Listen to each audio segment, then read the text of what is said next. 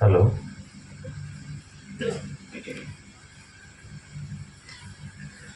बोलो श्री प्राणनाथ प्यारे की जय, सदगुरु महाराज की जय। प्रथम लागु दो चरण को, धनिये न छुड़ायो खिन। लाख तली लाल एडिया, मेरे जीव के यही जीवन। इन पाँव तले पड़ी रहूं, धनी नजर खोलो बात न। पल न वालो निरखो नेत्रे, मेरे जीव के यही जीवन। मेरे जीव के यही जीवन। सनमंदी જ્યારે સાચો મળ્યો, ત્યારે જીવને થયો કરાર। મહેરાજ કહે ધન ધન એ ઘડી, ધન ધન કોહેડો આધાર। ધન ધન કોહેડો અંધાર, ઢોરીડા માં મૂકે તારી ધૂસરી।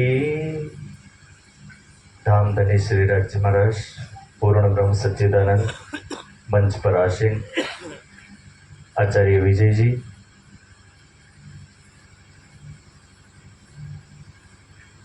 कीर्तन ग्रंथ के अंदर ये प्रकरण है। धोरीड़ा माँ मुके तारी धूसरी। धूसरी बोलते हैं, जैसे एक खेडूत खेती करता है, उस खेती के अंदर हल के साथ एक बेल के ऊपर रखे जाने वाले जुए को क्या बोलते हैं? धूसरी। और ये जो घटना है, इस घटना का संबंध एक रेतीले रेगिस्तान एरिया से है।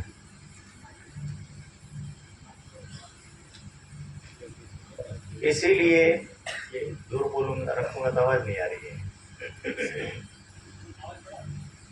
तो इसीलिए जो प्रसंग है एक ऐसी जगह का जहां पर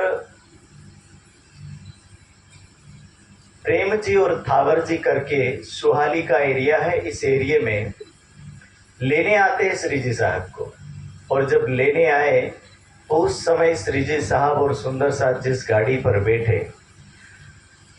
ये स्वाभाविक है कि रेती के स्थान के अंदर जब फूल भरी बैलगाड़ी हो तो उस गाड़ी का धसना ये तय है। और जब गाड़ी चलती जा रही और जाते जाते उनके पहिए धसते जा रहे, गाड़ी चलाने वाला व्यक्ति बैल को बार बार मार रहा है, और जब बार बार मार रहा है तो उस समय इंद्रावती की आत्म के जो भाव है वो करुणामय होते हैं। उनका हृदय द्रवित होता है, करुणामय होता है, और इसके कारण से उनके हृदय के भाव यहां पर वर्णित किए हैं, प्रस्फुटित होते हैं। और उसके अंदर जो कीर्तन उतरा, धोरीड़ा मामू के तारी धूसरी, संसार के एक उदाहरण को दिया, और उस उदाहरण के माध्यम से हम सब सुंदर साथ को, मानव मात्र को एक संदेश दिया कि यदि किसी कार्य का आपने बीड़ा उठाया है, जिम्मेदारी ली है, उस जिम्मेदारी को पूरा कैसे करना है। यदि आपके सिर पर जो कार्य दे दिया, बीच से ही व्यक्ति भाग जाएगा या सुनने से पहले ही भाग जाएगा, तो वो कार्य संपन्न नहीं हो पाएगा। ये कीर्तन हमें उस व्यक्तियों की ओर ले जाता है। कहा जाता है कि दुनिया में 3 तरह के व्यक्ति हैं। एक वो व्यक्ति है जो कार्य के बारे में सुनते ही पहले हाथ खड़ा कर लेता है कि मेरे से नहीं होगा। दूसरा वो है जो कूद तो जाता है लेकिन अधबीच से ही, बीच से ही भाग जाता है। और तीसरा वो है जो धीरे तो चलता है लेकिन उस कार्य को मंजिल तक पहुंचा देता है। पर वहां तक जाने के लिए ना जाने कितनी चीजों का सामना करना पड़ेगा, कितनी आफतों का सामना करने पड़ेगा, उसको पता नहीं है। और जब धीरे धीरे आगे बढ़ता ही जाएगा, उसके सामने वो समस्याएं, वो आफतें आने लगेगी, और जब आने लगेगी उस समय वो धैर्यशाली बन गया तो समझ लीजिए उस मंजिल तक पहुंच जाएगा। यदि वो नहीं समझ पाया और घबरा गया तो आधे कार्य को ही छोड़ करके चला जाएगा। इसलिए यहां पर एक ऐसा उदाहरण दिया है कि इंद्रावती के हृदय का जो भाव है वो जीव के लिए संबोधन है। और हमारे अंदर शक्ति कितनी है? दो शक्ति, एक जीव, दूसरा आत्मा। अब दोनों ही शक्तियां विराजमान है, पर जीव को संबोधन, प्रबोधित कौन कर रही है? आत्मा कर रही है। आत्मा इसीलिए प्रबोधित कर रही है क्योंकि आत्मा, जीव कहीं डगमग ना जाए, परेशान हो ना जाए, इसीलिए परेशान होते जीव को देख करके आत्मा उस जीव को सांत्वना दे रही है कि ये इस कार्य को अपनी मंजिल तक ले जाए। बार बार उसको रोक रही है और उसके बदले में ये उदाहरण उतरा है कि देख मेरे जीव, इस बेल को कितनी मार पड़ रही है। इतनी मार पड़ने के बाद भी ये बेल अपने इस गाड़ी को छोड़ करके भाग नहीं रहा है। हे मेरे जीव, तू भी मत भागना, क्योंकि तेरे पर धर्म की ये बागडोर दे रखी है, धर्म की गाड़ी तेरे साथ जुड़ी हुई है, ये धर्म का कार्य का बोझ तेरे साथ जुड़ा हुआ है। यदि तू भाग गया तो इस धर्म का कार्य कौन करेगा? ये कार्य कौन संभाल पाएगा? क्योंकि धर्म के कार्य को करना खेल नहीं। कई बार लोगों को लगता है कि बहुत सरल चीज है, हमारे जैसे को देख करके लोगों को लगता है अरे साधु बनना कौन सी बड़ी बात है, धोती बांधा व्यक्ति तैयार। लेकिन धोती बांधने से व्यक्ति तैयार नहीं होता, बड़ी समस्या है। बगल में आचार्य जी बैठे, उनसे पूछिए कि क्या दशा होती है। गुरुकुल के नए नए नियम, हालत वो खराब हो जाती है कि जब उन नियमों में बंदा पलता है तब समझ में आता है कि एक यहाँ तक पहुँचने के सफर में कितनी कठिनाई आती है। वो वही व्यक्ति समझ सकता है जो इस मार्ग से गुजरा हो। मैं आचार्य जी की प्रशंसा नहीं कर रहा हूं, लेकिन दोनों भाई एक साथ पढ़े हैं, इसलिए ये बात आप तक इसलिए पहुंचा रहा हूं कि कौन सा ऐसा व्यक्ति है जो हर दिन बासी रोटी खाने को तैयार है? असंभव है। हर दिन बासी रोटी नहीं खाई जाती, और उन रोटियों में भी यदि तांते निकलने लगे तो दशा क्या होगी। लेकिन ये बात मैं अवश्य कहूंगा कि कानपुर गुरुकुल का वो दृश्य, ये उदाहरण जब सामने आते तब मुझे वही चीजें याद आती है कि हर दिन ही वही रोटी मिलती थी, क्योंकि गुरुकुल का नियम था भोजन केवल शाम को दिया जाएगा, सुबह नाश्ता भी नहीं मिलेगा और दोपहर का भोजन भिक्षा का खाना पड़ेगा।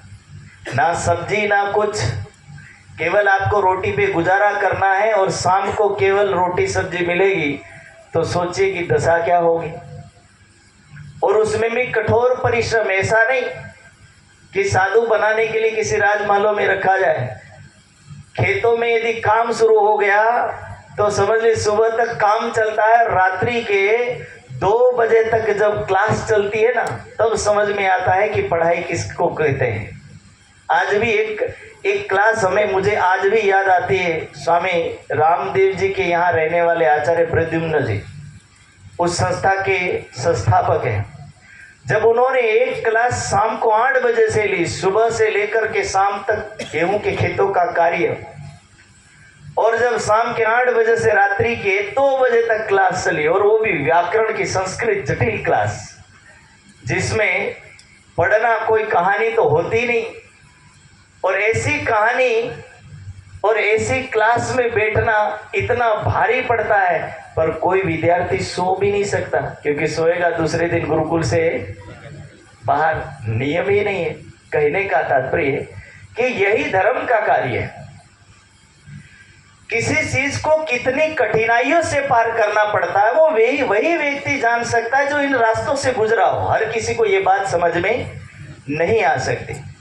इसलिए आध्यात्मिक जीवन के अंदर जो भी व्यक्ति आता है या समाज का कोई भी व्यक्ति पैर रखता हो, यदि उसको धर्म में आने के बाद हल्की सी बाधा, हल्का सा कष्ट आने लगा, उस कष्ट को देख करके वो भागने लगा, तो समझ लीजिए कि उसका जीवन वहां ही खत्म हो गया। और यदि कष्ट आने के बाद भी व्यक्ति धर्म के जुए को नहीं छोड़ता, धर्म की बागडोर को नहीं छोड़ता है, तो समझ लीजिए कि वाणी का प्रकरण वहां पर उसका चरितार्थ हो जाएगा। तब हमारा ये कार्य संपन्न होगा। भर्तृहरि कहते अपने शब्दों में, निंदन्तु नीति निपुणा यदुयास्तुवन्तु लक्ष्मी समाविशतु गच्छतु वा यथेष्टम, कि दुनिया में दो प्रकार के लोग अवश्य हैं, एक तुम्हारी निंदा करते और एक तुम्हारी प्रशंसा करते। ये तुम्हारे ऊपर है कि तुम निंदा सुनना चाहते हो या प्रशंसा सुनना चाहते हो। निंदा करने वाला छिद्र देखता है, आपके दुर्गुणों को देखता है, वो यही सोचता है कि मैं इस व्यक्ति को कैसे जलील करूं, और प्रशंसा करने वाला व्यक्ति यही सोचता है कि इसके गुणों की मैं प्रशंसा कैसे करूं। भर्तृहरि जी ये कह रहे हैं कि ये दोनों आपके सामने खड़े होंगे, आप कहां जाओगे ये पता नहीं, लेकिन यदि निंदा को देख करके घबरा गए तो वहां आप पथभ्रष्ट हो जाओगे। प्रशंसा को देख करके फूल गए तो वहां भी पथभ्रष्ट हो जाओगे, यानी रास्ता से विचलित हो जाना, उस रास्ते से उतर जाना। धर्म उसी को प्राप्त होता है, आध्यात्मिक जीवन उसी को प्राप्त होता है जो व्यक्ति धैर्यशाली हो, जो व्यक्ति बाधाओं से भयभीत ना होता हो, परेशान ना होता हो, उसके लिए धर्म और आध्यात्मिकता है। ये बात एक शास्त्रों की हुई। यदि सामाजिक रूप से किसी को देखा जाए तो एक ही परिवार में, एक ही कुटुंब में कई घर होते हैं, और कई घरों में बातें भी अनेक अनेक उठती। अब जब धीरे धीरे कुछ ना कुछ बातें उठती रहेगी तो व्यक्तियों की लड़ाइयाँ भी होना शुरू हो जाता है, और जब लड़ाइयाँ शुरू हो जाती है तो फिर बाद में कौन सुंदर साथ उसका भी पता चलता नहीं। बाद में तो यही होता है, बाद में सुंदर साथ वाला रिश्ता देख लेंगे, पहले ये वाला निपट लेते हैं। और जब आमने सामने होते हैं तो व्यक्ति होश खो देता है कि वो बोल क्या रहा है, उसके मुख से शब्द क्या निकल रहे, उसको खुद भी पता नहीं होता है, अपना स्वयं का अस्तित्व खो देता है, और वो स्वयं अपने आप को धर्म के रास्ते से दूर कर लेता है। इसलिए इस बात को कहा कि निंदन्तु नीति निपुणा यदि वास्तुवन्तु लक्ष्मी समाविशतु गच्छतु वा यथेष्टम। धन आए चाहे जाए उससे कोई फर्क नहीं पड़ना चाहिए, आता है तो भी ठीक, नहीं आता है तो भी ठीक, दोनों में समरसता, दोनों में शांति पूर्वक धैर्य बना करके रखना, यही एक श्रेष्ठ मानव की कहानी। कहा जाता है कि हिंदुस्तान का एक विशेष विद्वान था, मुझे नाम तो याद नहीं आ रहा, राज परिवार को सदा ज्ञान देने वाला, राजकुमारों को ज्ञान देने वाला।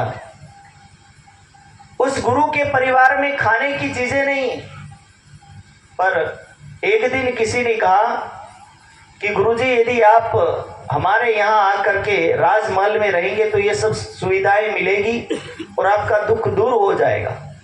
गुरुजी ने कहा कि यदि मैं मेरा घर छोड़ करके आपके राजमहलों में आ जाता हूं तो मेरा आध्यात्मिक छूट जाएगा, क्योंकि मैं आपके साथ जुड़ गया हूं। और आपके साथ जुड़ने का तात्पर्य है कि वहां राजमहल में आने वाला धन ना जाने कितने लोगों का खून चूसा हुआ होगा, और उस धन का यदि मैं सदुपयोग करूंगा तो हो सकता है कि मेरा मन और मेरी भी बुद्धि भ्रष्ट होने लगे। इसलिए मैं आपके आग्रह को स्वीकार नहीं कर सकता। वो संत उनको मना कर देता है। कहने का मेरा तात्पर्य यह है कि यही है धन की खासियत, आना और जाना दोनों ही लगा रहता है। परिस्थिति यह है कि हम किस राह पर चल रहे हैं। और उसके अगले चरण में भर्तृहरि अपने शब्दों में कहते हैं, अद्यैवा मरणमस्तु युगांतरे वा, कि आज मर जाए चाहे कल मर जाए, लेकिन धर्म को छोड़ना नहीं चाहिए। मरना किसी दिन होगा ही होगा, पर यदि किसी ऐसी समस्या के सामने हम आके खड़े हो गए और हमें लग रहा है कि हमें धर्म छोड़ना चाहिए या जीवन बचाना चाहिए, तो उस समय धर्म नहीं, उस समय अपने आप को संभाल करके धर्म की राह पर लेकर के चले। जीवन इस बार नहीं मिला तो अगली बार फिर से मिलेगा। और इसीलिए अद्यैवा मरणमस्तु युगांतरे वा, आज मरो चाहे वर्षों के बाद मरो, पर परिस्थिति वही की वही बनी रहेगी। फिर अगले शब्दों में कहते हैं न्यायात् पतः प्रविचलन्ति पदम न धीरा, कि जो व्यक्ति न्याय के राह पर चलता है वो व्यक्ति धीर पुरुष है, और जो धीर पुरुष है वो कभी विचलित नहीं होता है, वो कभी डगमगता नहीं है, वो घबराता नहीं है, और घबरा गया वो आध्यात्मिक जीवन वाला व्यक्ति नहीं है। और इन दोनों मार्गों को बताते हुए वाणी यही समझाना चाह रही है कि धोरीड़ा मामू के तारी दूसरी के है मेरे जीव, ये आध्यात्मिक गाड़ी का जो भार तेरे सिर पर है, इस भार को तुम छोड़ मत देना, क्योंकि ये कठिन रास्ता है।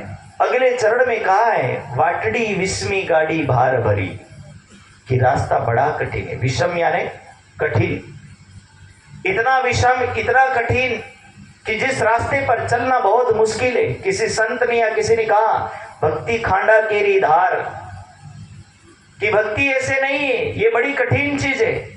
खांडा केरी धार कहने का तात्पर्य जैसे तलवार की नोक पर चलना उस तलवार के ऊपर चलने के बराबर है, और उस राह पर चलना अति कठिन है। और इसीलिए गाड़ी भार भरी है। भार भरी का तात्पर्य है कि तुम्हारे साथ एक जनसमूह जुड़ा हुआ है।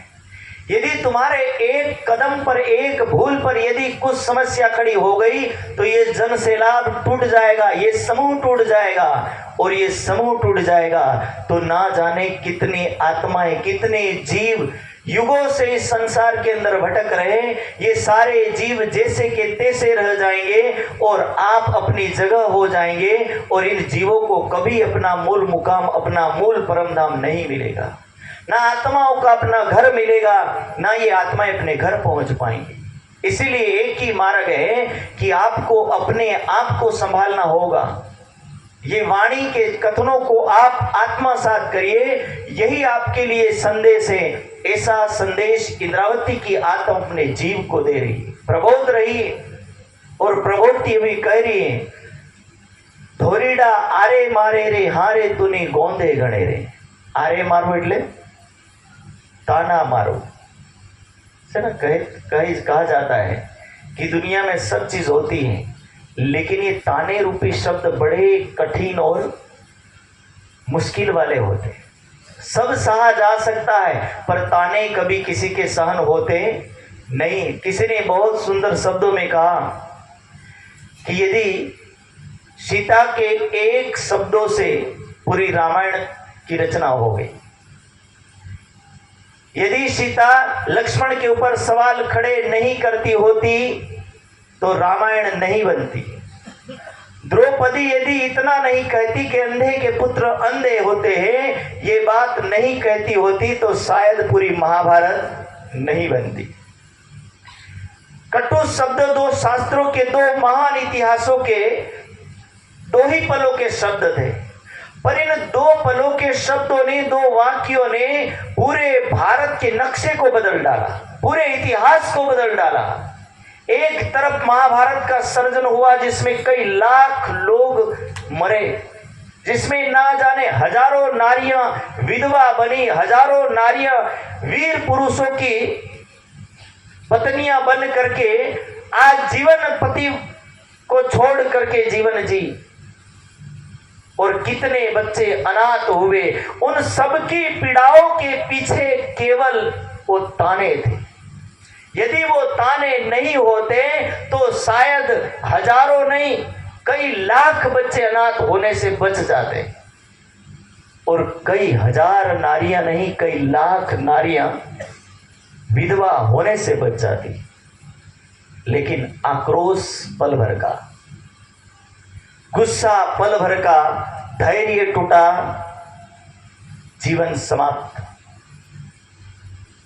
व्यक्ति पल भर में अपने जिंदगी को बदल देता है। कहा जाता है घरों में लड़ाइयां कैसी होती हैं, यदि शाम को पति आया और भोजन ढंग का नहीं मिला तो शायद ये भोजन से भरी थालियां दीवालों से टकराती है। सुबह होते होते नारी अपने घर पर पहुंच जाती है, पति अपने घर रह जाता है। घर के कलह की ये आग धीरे धीरे इतनी भड़कती है कि पूरा परिवार उस आग में जूझने लगता है। माता पिता अलग से जूझ रहे होते हैं, बच्चे अलग से उसका सामना कर रहे होते हैं, पति पत्नी अलग से उसमें डूबे हुए होते हैं। पूरा परिवार तितर बितर होता हुआ, समाप्त होता हुआ दिखाई देता है। पूरा घर टेंशन से भरा हो जाता है। यदि धैर्य होता तो लड़ाइयां नहीं होती, और लड़ाइयां नहीं होती तो घर शांतिमय होता। लेकिन परिस्थिति बनती है, इसलिए मेरे पास एक ही लाइन है, कैसे भी समस्या खड़ी हो तो एक ही लाइन दोहरानी, कोई बात नहीं हो जाएगा। और ये जो लाइन है ना, कोई बात नहीं हो जाएगा, कोई बात नहीं चलेगा, ये दो लाइनें हर समस्या का समाधान है।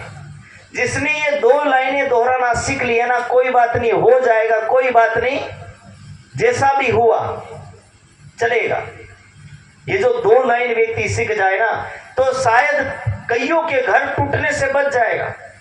किसी बहन को एक साड़ी नहीं मिली, घर में तांडव हो गया। किसी भाई को घर में पूर्ण रूप से सुविधा नहीं मिली, घर में तांडव हो गया। पति को सही ढंग से सम्मान नहीं मिला तो भी तांडव हो गया। ससुर को सही ढंग से भोजन नहीं मिला तो भी तांडव हो गया। हर व्यक्ति अपने कार्यों में दोषी है, क्योंकि वो बात बात पर उग्र हो रहा है। और ये बात अवश्य है, गीता ने कहा क्रोधाद भवति सम्मोह, कि क्रोध से व्यक्ति प्रभावित होता है। क्रोधाद भवति सम्मोह, सम्मोहात् स्मृति विभ्रम, स्मृति भ्रंशात् बुद्धिनाशो, बुद्धिनाशात् प्रणश्यति। कि जो व्यक्ति क्रोध से प्रभावित होता है उसकी बुद्धि अवश्य भ्रष्ट होती है, और जिसकी बुद्धि भ्रष्ट हो जाती है वो खुद भी नाश होता है और दूसरों का भी नाश करता है। यदि क्रोध नहीं आता तो दुर्योधन अगला षड्यंत्र नहीं करता, और यदि षड्यंत्र नहीं करता तो जुए नहीं खेले जाते, जुए नहीं खेले जाते तो पांडव हारते नहीं, और पांडव हारते नहीं तो वन जाते नहीं, और वन जाते नहीं तो युद्ध होता है। दुर्योधन को क्रोध चढ़ा, और उस क्रोध चढ़ने के कारण से दुर्योधन प्रभावित हुआ, उसकी बुद्धि मारी गई कि मैं किसी और को नहीं, अपनों को ही मार रहा हूं। वो तो मरा, पर साथ में कितनों को मार के गया। कहा जाता है कि धृतराष्ट्र के 100 पुत्र थे, 100 के 100 पुत्र उनके साथ मरे, और वो मरा जितने भारतवर्ष के नहीं, पूरे वर्ल्ड के जितने योद्धा थे वो सारे मारे गए। इसीलिए जब आक्रोश में आया हुआ पुत्र लड़ाई करता है, उसके ऊपर हुआ केस, और इस केस में परेशान होते माता पिता सब कोई, या पुत्री आक्रोश में आकर के जो कदम भरती है, उन सभी घटनाओं में व्यक्ति सब परेशान होते हैं। इसलिए जीवन की बात है कि धोरीडा आरे मारे रे, कि ताने तो मिलेगा ही मिलेगा। वो धर्म में रहो चाहे दुनिया में रहो, कहा जाता है कि निंदा रस दुनिया का सर्व रसों में अति उत्तम रस है। इसीलिए अति उत्तम रस है क्योंकि उसको सुनने के लिए हर व्यक्ति लालायित रहता है। देखना, यदि बुराइयां चल रही है ना तो व्यक्ति रात भर बैठो रहे, हजी थोड़ू खामण लो, बीजू कई हो के जन के सेम કામની વાત કે ને તો એને એવું લાગે કે ના રે કાન પાકી રહ્યા જવા દે ને, એને રાસ્તે જાય ને આપણે રાસ્તે જઈએ। એ ત્યાંથી ઉઠીને જવા માંગે, પણ નિંદા થતી હોય ને તો બે શબ્દ વધારે સાંભળે પણ કમ સાંભળે। यदि सास बुराई अपने पति से कर रही हो तो बहू कान दे करके दरवाजे पे सुनती, मेरी तो नहीं हो रही ना। और यदि भूल से भी एक शब्द हुआ ना, प्रशंसा का भी हो गया ना, तो भी बहू के मन में संशय हो जाता, आज मेरी बुराई हो रही थी। पति और पत्नी, बेटा और बहू अपने कमरे में यदि कोई भी बात करे, भूल से सास की बात चली गई तो शाम होते होते सास पूरे घर को ऊपर उठा लेती है कि आज ये दोनों मिलकर के मेरी ही बात कर रहे थे। परिस्थिति घर महाभारत का रूप ले लेता है। और इसीलिए किसी ने सुंदर शब्दों में कहा है कि यदि पति घर पर आए तो पूरे दिन के पाठ को सपाट करके आए। समझ रहे हो ना? पूरे दिन के पाठ को, पाठ यानी पूरे कार्य को भूल करके आए। शाम को घर पे आए, पत्नी की बात सुने और सुनने के बाद थोड़ी देर में उस पाठ को भी सपाट कर दे, यानी उसको भी भूल जाए। काम के लायक बातें सुने पर निंदा के लायक कार्यों को ना सुने, तो हो सकता है कि बैलेंस बन जाएगा। उस समय ही परिस्थिति सुधर जाएगी। पर परिस्थिति बिगड़ती चली गई तो उस समय वही घटना घटित होगी कि फिर से एक अंगारा दूसरे अंगारे को उद्वेग दे रहा है और उस अंगारे से टकराता हुआ दूसरा अंगारा अग्नि का रूप ले रहा है और धीरे धीरे वो अग्नि भड़क उठती है। तो इसीलिए ये बात करें कि ऐसी परिस्थिति किसी के साथ हो सकती है, धर्म में भी होती है और घर में भी होती है। लेकिन धर्म का पहला लक्षण यही कहता है, धैर्य। धृति ही पहला लक्षण धैर्य है, धृति है। और धृति के साथ साथ यदि संतों की परिभाषा में कहूं, धैर्यम यस्य पिता क्षमा च जननी शांतिश्चिरम च गहेनी, कि आध्यात्मिक जीवन में कुछ लो चाहे ना लो पर धैर्य अवश्य अपनाओ। और धैर्य अपनाने के बाद क्या है कि शांति भी अवश्य रखो। जब दोनों ही रखा जाएगा तो दोनों के साथ साथ जीवन अच्छा बीतेगा। पर ना धैर्य है ना शांति है, उग्र स्वभाव है, तो बोले ये वाणी इजाजत नहीं देती। वाणी के तो शब्द कुछ और कहते हैं।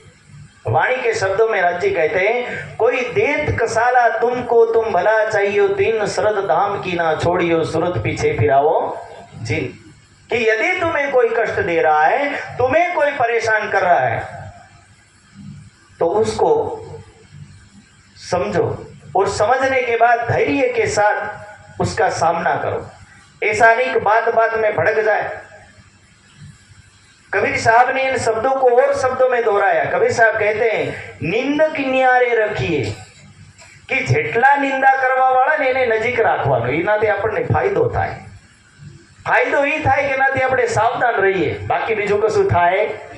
कोई भूल हो तो उसका दोष बताने वाला मिल जाए तो हम उससे सावधान रहते हैं। इसीलिए कह रहे, निंदक न्यारे राखिए, गृह आंगन सुहाए, कि उससे हमारी अंदर कुछ गुण बढ़ जाते हैं। बिन पानी बिन साबुन, कि बिना पानी और साबुन से यूं ही सफाई हो जाए, कि बिना पानी और साबुन से सफाई हो जाती, किसकी? हृदय की। दुर्गुण निकल जाते हैं। और इसीलिए ये बात दोहरा रहे कि यदि कोई तुम्हारे ऊपर कोई कीचड़ उछाले, धोरीड़ा आरे मारे रे, हारे तूनी गोंधे गणे रे, कि दुनिया में ताने मारने वालों की कमी नहीं, और तुम यदि उन तानों से परेशान हो गए, चुभना तो फिक्सेस है, ये बात पक्की है। कुल्हाड़ी का घाव, तलवार का घाव, किसी दतिया का घाव, चाकू का घाव भर सकता है, पर शब्दों का घाव कभी भरता नहीं है। शब्द के घाव इतने भयानक लगते हैं, आज ये घाव भरा हुआ दिखता है, पर वक्त आने के बाद वो घाव फिर से निकल के आता है। ये वैसा ही है जैसे एक बार कैंसर डिटेक्ट हो गया, मतलब आ गया, फिर कैंसर दबा दिया जाता है, हो सकता वक्त आने के बाद कैंसर फिर से बाहर निकल आता है। वैसी परिस्थिति कि यदि दब भी गया तो वो दबने के बाद धीरे धीरे वो बाहर निकल आएगा। और ऐसी परिस्थिति के अंदर ये समस्या बनती रहेगी। इसीलिए कह रही कि गोंधे गणे रे, कि ये बहुत चुभते हैं, पर यदि हम वाणी के शब्दों में उसको शांति पूर्वक स्वीकार करें तो वाणी यही कहती है कि तुम उसका भला चाहो, अवश्य ये धीरे धीरे समाप्त हो जाएंगे। और जब आप सभी का भला चाहने लगोगे तो धीरे धीरे ये अवस्था भी चली जाएगी और धीरे धीरे हम अपने धर्म के कार्य को करते रहेंगे।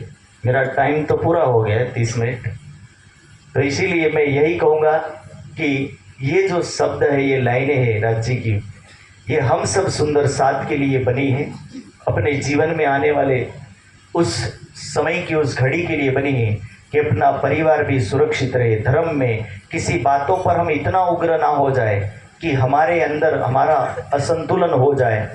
धर्म के अंदर सैद्धांतिक बातों का बहुत सारा ऐसा कार्य होता है जिनमें बहुत सारी बातें होती ही रहती हैं, लेकिन जब हम धार्मिक बन जाते हैं तो इन सभी चीज़ों का सामना करते हुए धीरे धीरे अपने जीवन को धैर्यमय बना करके शांति की ओर लेकर के जाना ही हमारा कर्तव्य है।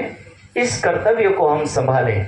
इन्हीं शब्दों के साथ मैं अपने वाणी को यही विराम दूंगा। बोलो श्री प्राणनाथ प्यारे की जय। चौपाई दोहराएंगे। धोरीड़ा मामू के तारी दूसरी, धोरीड़ा मामू के तारी दूसरी, वाटड़ी विष में गाड़ी भार भरी, वाटड़ी विष में गाड़ी भार भरी, धोरीड़ा मामू के तारी दूसरी, धोरीड़ा मामू के तारी दूसरी। बोलो श्री प्राणनाथ प्यारे की जय। सदगुरु मां प्रणाम।